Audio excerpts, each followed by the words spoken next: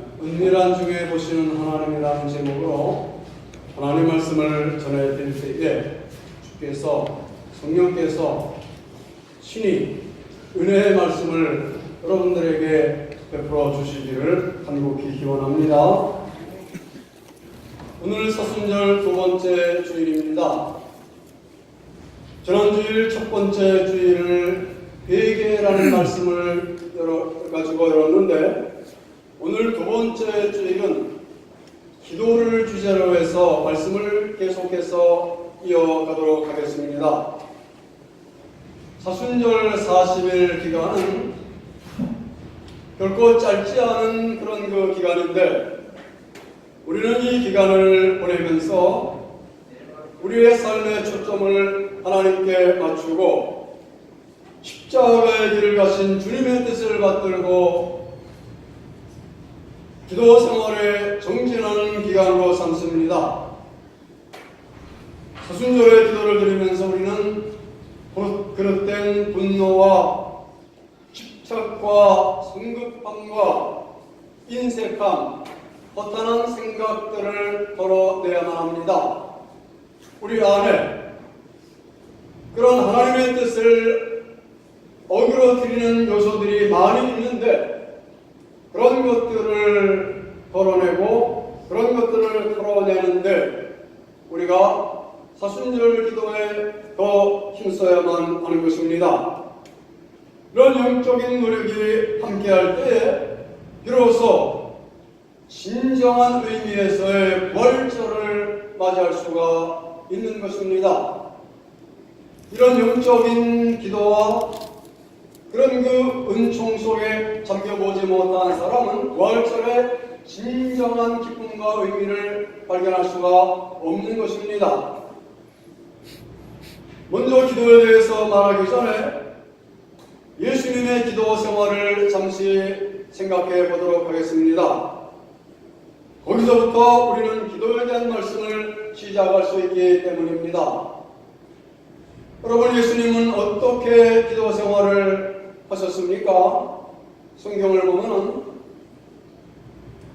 예수님의 여러 가지 많은 행적들을 성경이 보고하는 가운데 예수님이 어떻게 기도하셨는가라고 하는 그 기도의 행적을 자세하게 우리에게 말씀해 주시는데, 첫째, 예수님은 새벽 미명에 기도하심으로 하루의 일과를 시작하셨습니다. 마가복음 1장 39절 보면 새벽 오히려 미명에 예수께서 일어나 한적한 곳으로 가서 거기서 기도하셨다고 말씀하십니다. 하루의 동이 트기 시작되기 전에 주님은 먼저 한적한 곳에 나아가서서 하나님 앞에 하루를 여는 기도를 올리셨던 것입니다.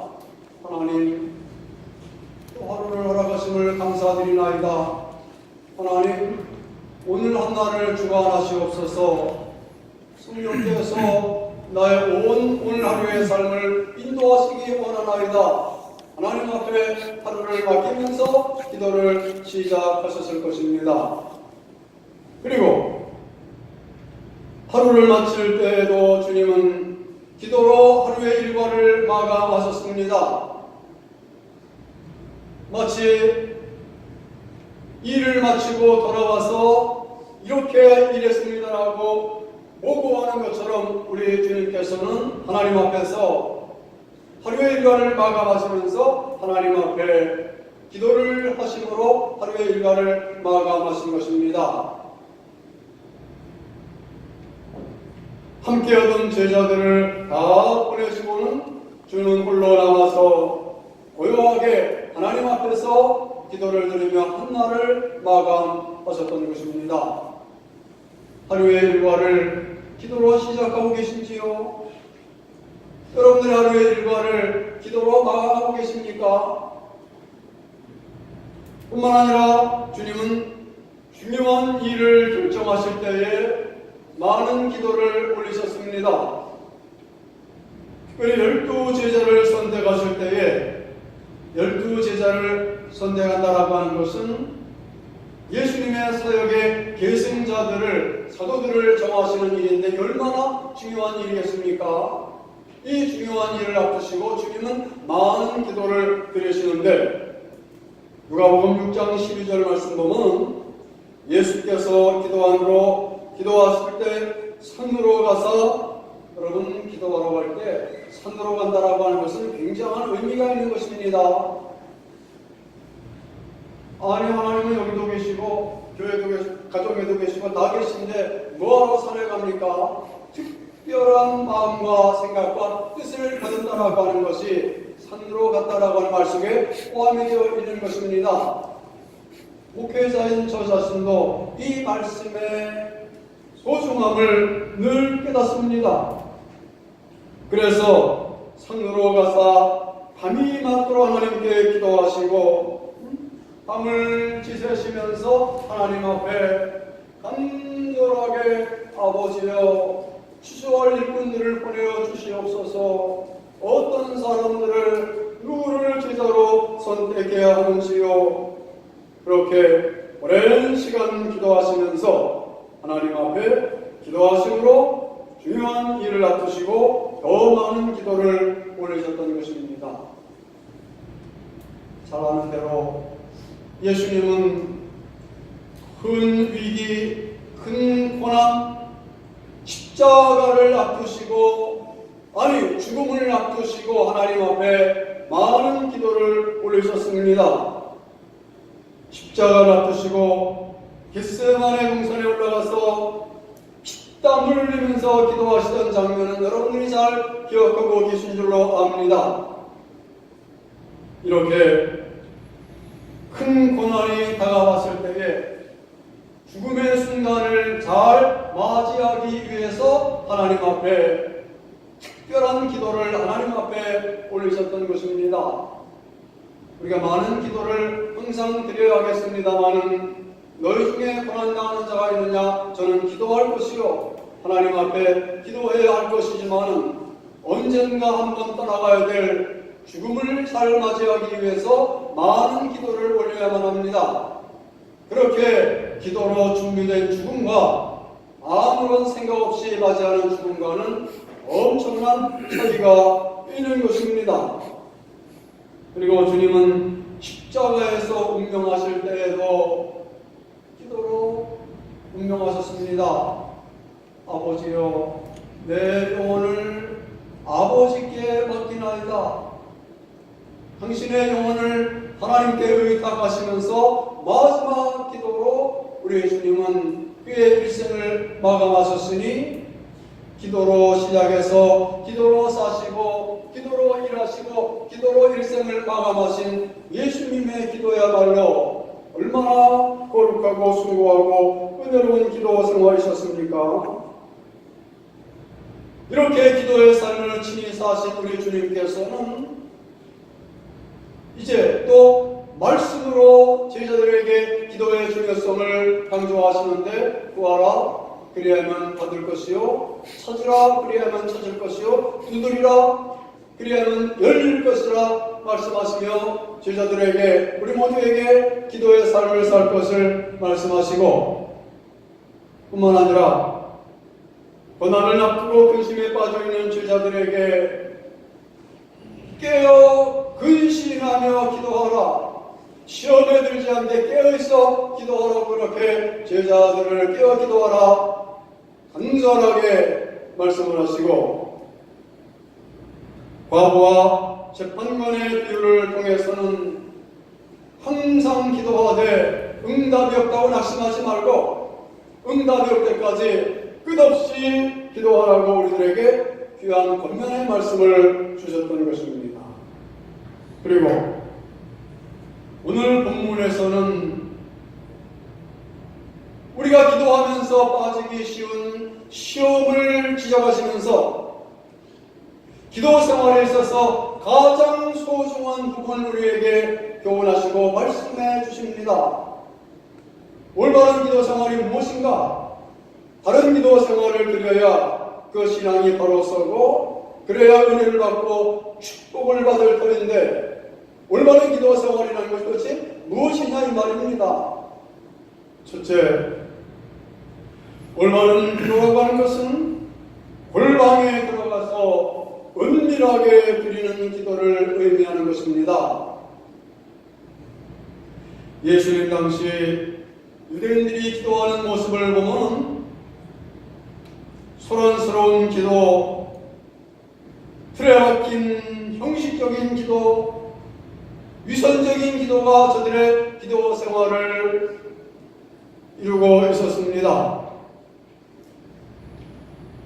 그때 유대인들 가운데에서 어떤 사람들은 길거리에서 오래 서서 기도한 사람들이 있었는데, 한편 이해가 되는 것은 일정한 기도 시간이 있기 때문에 그 기도 시간이 되면 길을 가던 사람이라도 길 가던 길을 멈추고 하나님 앞에 기도를 드렸던 것입니다. 그렇게 기도하는 모습까지는 아름답고 좋은 모습이었습니다만, 어떤 사람들은 자기가 오래 기도하는 사람이라는 것을 사람들에게 보이기 위해서, 자기의 경건을 자랑하기 위해서 길거리에 서서 오래 기도하는 그런 사람들이 종종 있었던 것입니다. 이런 사람들을 보시고 예수님께서 말씀하십니다. 5절 말씀 한번 다 같이 읽어보세요. 시작. 또 너희는 기도할 때 외식하는 자와 같이 하지 말라. 그들은 사람에게 보이려고 회당과 흙거리에 서서 기도하기를 좋아하느니라. 내가 진실로 너희에게 이르노니 그들은 자기 사람을 이미 받았느니라. 너희는 기도할 때에 어떻게 하라고요? 외식하는 자와 같이 하지 말라. 형식적인 기도를 드리지 말라. 사람에게 보이기 위해서 기도하지 말라는 겁니다. 왜 그렇습니까?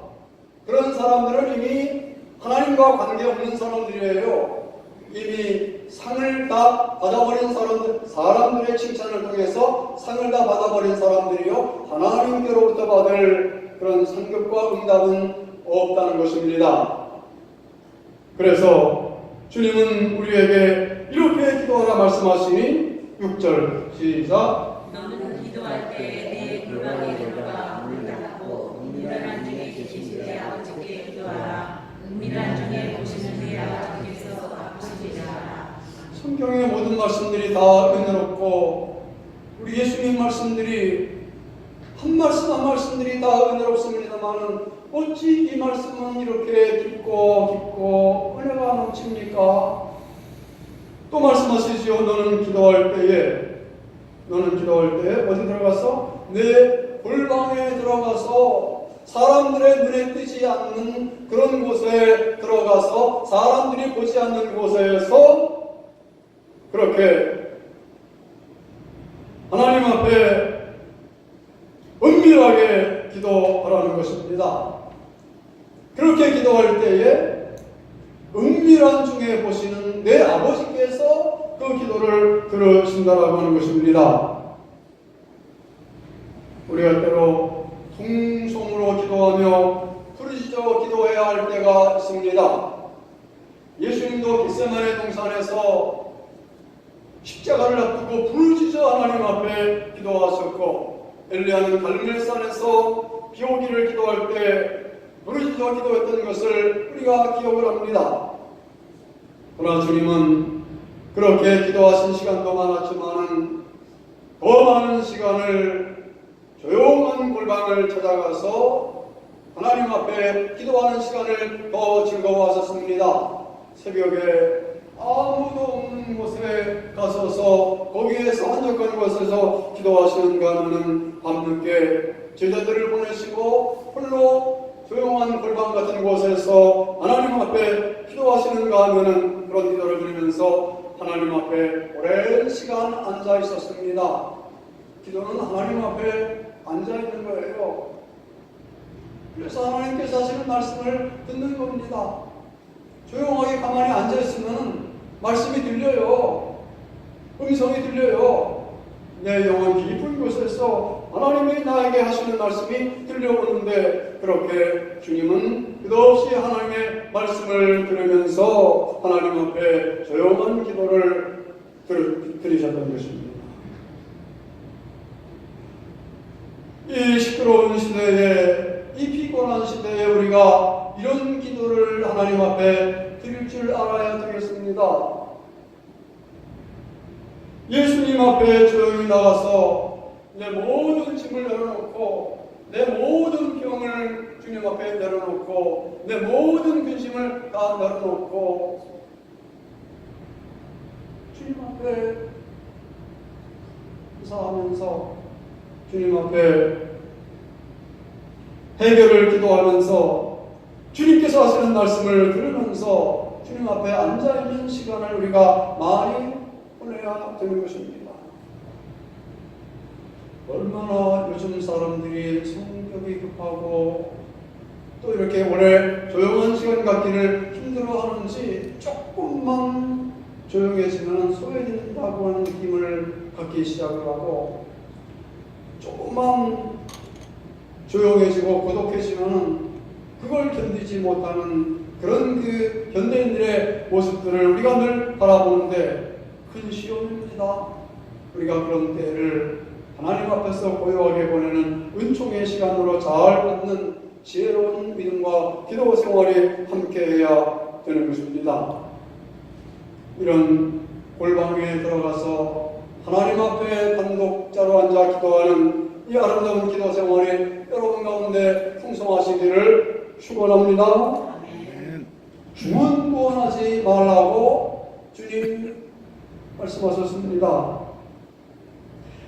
당시 유대인들 중에도 중들이 공연물 하듯이, 공연물이 무슨 얘기인지 아십니까? 뭐라고 해서 입에서 중얼중얼 하긴 하는데, 연물하는 시간에 대해서 그냥 연물하는 것 뿐이지 아무런 의미와 뜻을 담지 않고 연물하는 것을 말합니다. 옛날 모시님들은 이렇게 연물하는 사람들을 얼마나 책망하고 꾸짖었는지 몰라요. 그러나 그 책망이 그들만 듣는 책망이 아닙니다. 유대인들이 지금 그런 책망을 듣고 우리 가운데 그렇게 기도하는 사람들이 많은 것을 우리가 보고 있기 때문입니다. 주님 어떻게 기도하라 다시 말씀하십니까? 7절 시작. 또 기도할 때 일반인과 같이 중언부언하지 말라. 그들은 말을 안하여 들으실 줄 생각하시느니라. 그러므로 그들을 본받지 말라. 노하기 전에 너희에게 있어야 할 것을 하나님 너희에게서 하시느니라. 아멘. 제가 오늘 설교 제목을 잘못 잡았네요. 기도할 때라고 그렇게 정했어야 그럴 것 같은데, 기도할 때에, 6절도 기도할 때에, 10절도 기도할 때에 어떻게 알아? 이방인과 같이 중언부언하지 말라는 겁니다. 중언부언이라고 하는 말을 오해하지 말아야 되는데, 똑같은 기도를 드리지 말라는 그런 뜻이 아닙니다. 사실 저는 새벽에 나와서 드리는 기도 중에 대부분이 똑같은 기도를 드리는 경우가 많은데, 똑같은 기도를 드리지 말라는 얘기가 아니에요. 예수님도 똑같은 기도를 드린 적이 있고, 사도 바울도 그런 기도했고, 똑같은 기도를 드리는 것은, 참 중요한 것은 무엇이냐면 아무런 의미 없이, 아무런 생각 없이, 쓸데없이 입으로 중얼거리는 그런 기도를 조심하라는 것입니다. 미사 여부를 조심하라는 거예요. 기도의 대상은 하나님이신데 그 하나님 앞에 단순 소박하게 기도해야 하는데, 뭔 그렇게 국어 선생님 같이 뭐 그렇게 미사 여부를 많이 동원합니까? 누구 들으라고? 하나님이 그거 들으실 하나님이 아닌데, 하나님은 우리의 마음에서 우러나오는 단순 소박한 언어를 기뻐하시는데, 우리가 미사 여부를 조심해야만 합니다. 장엄하게 긴 기도 드리는 것도 조심해야만 합니다. 혼자 기도할 때에는 오랜 시간 기도하십시오. 그러나 공중 앞에서, 사람들이 보는 앞에서 기도할 때는 간단하게 단순하게 하나님 앞에 기도하는 기도 생활이 위에 은혜가 되는 그런 기도 생활인 것입니다. 그렇게 유대인들이 이방인처럼 중언부언하면서 공연물하듯이 기도했던 까닭은 하나님이 말을 많이 해야 들으실 줄 줄로 알았던 모양인데 하나님은 말을 말해야 되는 하나님이 아니시라는 겁니다. 하나님은 어떤 분이시라고요? 너희가 구하기 전에 이미 있어야 될 것을 다 아시는 하나님, 그 하나님 앞에 내 진실과 진정만 토로하면 하나님 영광 가운데 풍성한 대로 모든 우리의 기도를 다 들으시고 채우시고 축복해 주시는 것입니다. 이런 조심스러운 기도 생활이 여러분 모두에게 함께 하셔서 그렇게 주님 기도하신 기도의 교훈대로 응답받는 기도 생활 잘하시기를 축원합니다. 이제 말씀을 마치겠습니다. 이렇게 기도할 때에 은밀한 중에 보시는 하나님께서 들으시고 응답하시고 갚아 주십니다.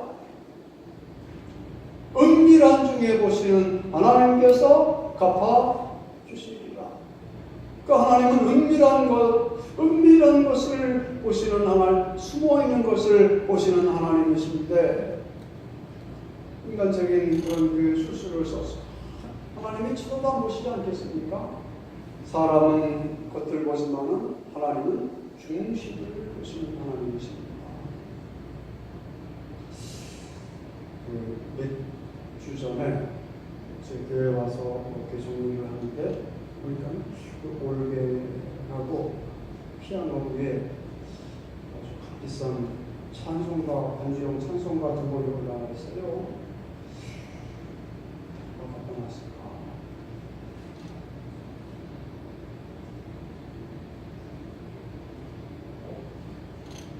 신주는 가는데 제가 감사의 인사를 아직도 못했습니다. 은밀한 중에 보시는 하나님께서 갚아주실 것을 믿습니다.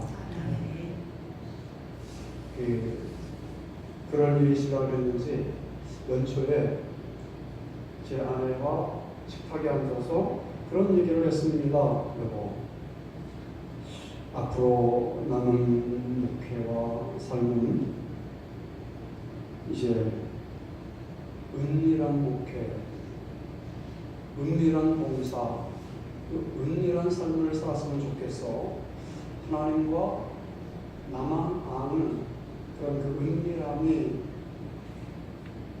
내 삶의 그런 나머지가 되었으면 좋겠다고 하는 이야기를 하면서 마무리 짓기를 하나님과 나만 아는 은밀한 그런 그 삶 기도를 통해서 은밀하게 보시는 하나님 앞에서 다들 상을 우리가 쌓아야 되지 않습니까? 그런 얘기를 나누었습니다. 은밀함은 우리 기독교 신앙 영적 생활에 있어서 지금 세상 사람들의 가치 기준으로는 아무런 가치 없는 겁니다. 그러나 믿음 생활, 신앙 생활, 영적인 세계 속에서는 이 은밀함이 영적 생활의 모습입니다. 왜냐하면 하나님이 은밀하신 분이시고 하나님이 그 은밀한 쪽에 갚아주시는 축복이 이 은밀함 속에 담겨있기 때문입니다. 그렇기 때문에 부지할 때에도 나발굴지 말고 은밀하게 금식할 때에도 금식한다고 흉한 얼굴 보이면서 그래 해서는 안 되고 하나님과 나만 함께 오히려 더 깨끗하고 더 밝게 금식